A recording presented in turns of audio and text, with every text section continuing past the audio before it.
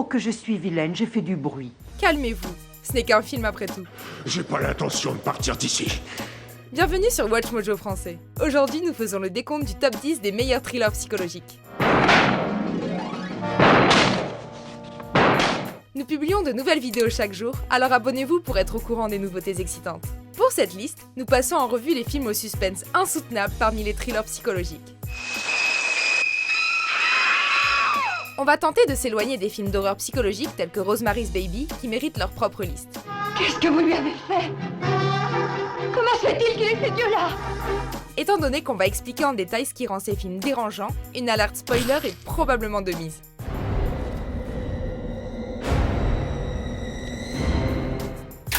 Numéro 10, Insomnia. Gäller bara att inte blanda ihop yrkeslivet och det privata.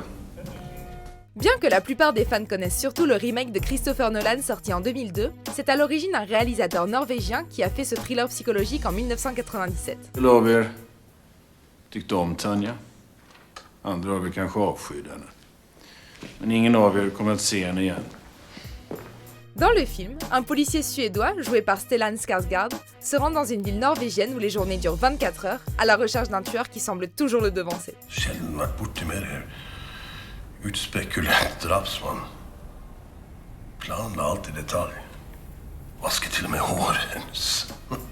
Le manque de sommeil perturbe l'équilibre mental du personnage de Skarsgård pendant une bonne partie de l'enquête, ce qui pousse l'inspecteur de police à faire une grave erreur. Quelle que soit la version que vous avez la chance de regarder, Insomnia est un thriller qui vous fera vous ronger les ongles. Jonas? Er alt i orden? Jeg sov litt dårlig på det. Numéro 9, The Machinist. Je sais qui tu es. Le rôle d'ouvrier perturbé de Christian Bale lui a valu des tas d'éloges et de récompenses. Victime d'hallucinations et de paranoïa à cause d'un manque de sommeil et d'une perte de poids précipitée, le protagoniste frôle la folie. Est-ce que quelqu'un vous poursuit? Pas encore. Mais ils vont le faire quand ils découvriront qui je suis. Il est terrifiant de voir le physique de Bale changer devant nos yeux dans The Machinist. L'acteur s'est tellement impliqué dans son rôle que c'en est effrayant. C'est pile la taille. Le personnage de Bale, Trevor Resnick, finit par ressembler à un cadavre ambulant et des plaies et des lésions apparaissent peu à peu sur son corps.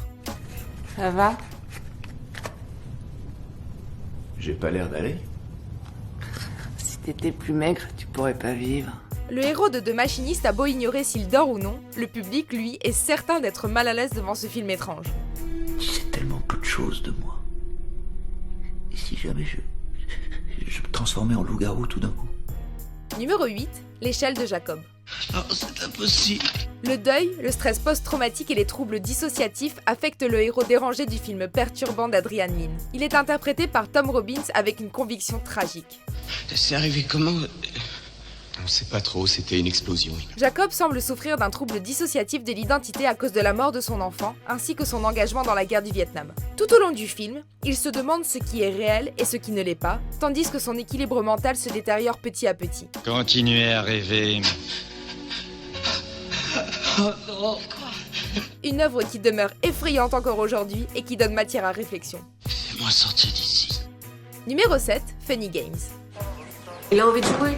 Drôle de façon de jouer. Funny Games est le second film de notre liste à avoir été repris. Une décennie après la première version, un remake de la version originale de 1997 sort, avec Tim Roth et Naomi Watts à l'affiche. Oh, il a juste envie de jouer. Drôle de façon de jouer. Dans les deux films, une famille est tourmentée par deux jeunes hommes dérangés lors de leurs vacances dans une maison isolée au bord d'un lac. Tu arrêtes maintenant, sinon ça va mal aller pour ta mère. T'as compris? Maltraitance, humiliation et violence font partie de la torture que subit la famille pendant cette terrible épreuve. Plus vite que ça. Monsieur Chaubert. Elle est cassée? Sois sage. Un peu de chenille. Les tortionnaires brisent même le quatrième mur et s'adressent au public, manipulant la narration du film. Ils questionnent notre propre obsession perverse de la violence et des médias. On sait que vous êtes de leur côté. Alors, vous misez sur qui? Numéro 6, American Psycho. Vous savez ce que Ed Gein disait des femmes? Ed Gein, le maître d'hôtel du Canal Bar? Non, un serial killer. Ce film s'inspire du roman culte de 1999 de Bret Easton Ellis. Il raconte en détail la vie d'un homme d'affaires dingue et tueur en série à 16 heures qui répond au nom de Patrick Bateman. Christian Bale apparaît pour la seconde fois sur notre liste, avec une performance qui lui a valu des louanges de la part du public comme des critiques. Beaucoup disent qu'il s'agit de l'un de ses meilleurs rôles.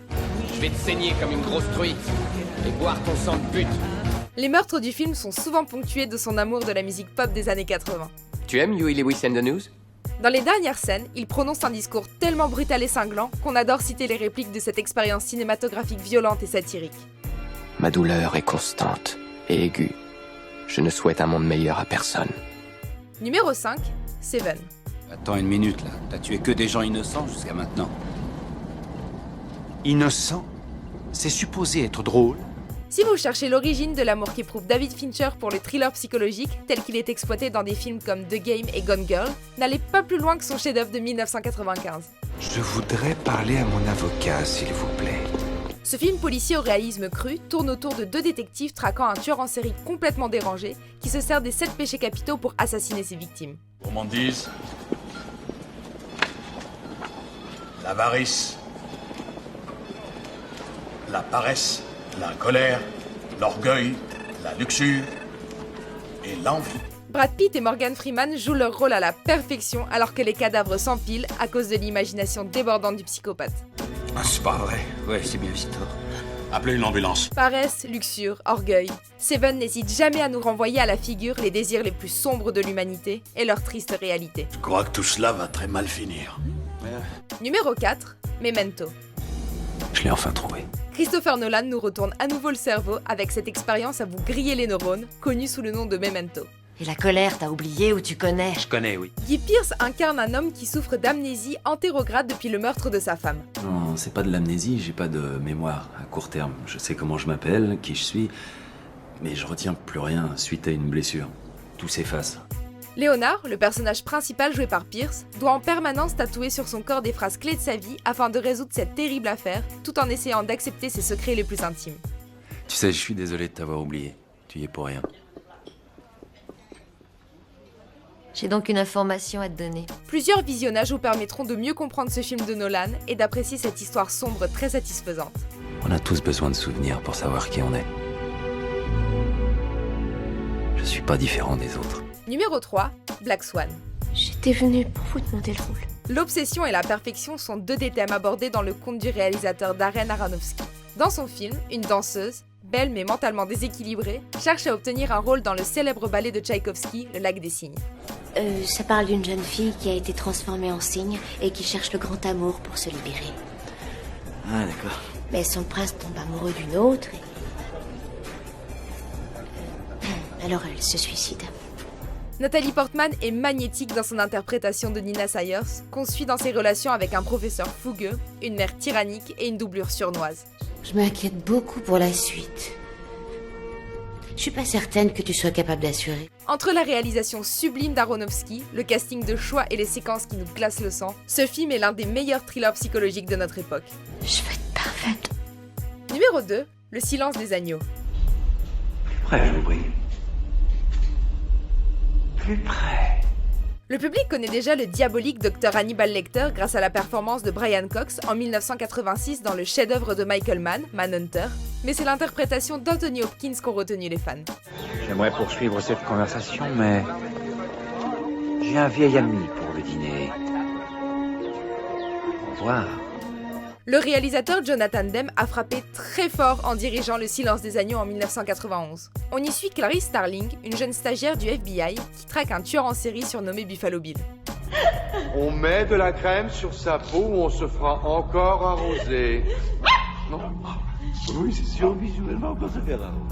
Cox et Hopkins incarnent tous les deux Lecter avec classe et intelligence, mais c'est la phrase culte de ce dernier à propos de l'accompagnement de son dîner préféré qui a pétrifié le public. J'ai été interrogé par un employé du recensement. J'ai dégusté son foie avec des fèves au beurre et un excellent Chianti. Avant de dévoiler le film qui nous a le plus traumatisés, voici quelques mentions honorables effrayantes.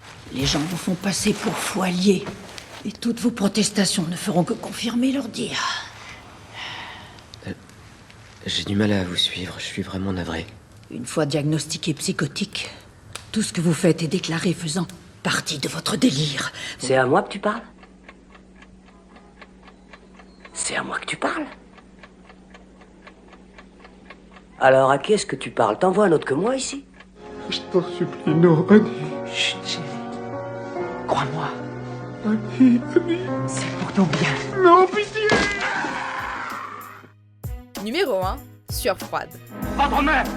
Alfred Hitchcock était surnommé le maître du suspense et a prouvé à maintes reprises combien il méritait ce titre en réalisant une tonne de films cultes.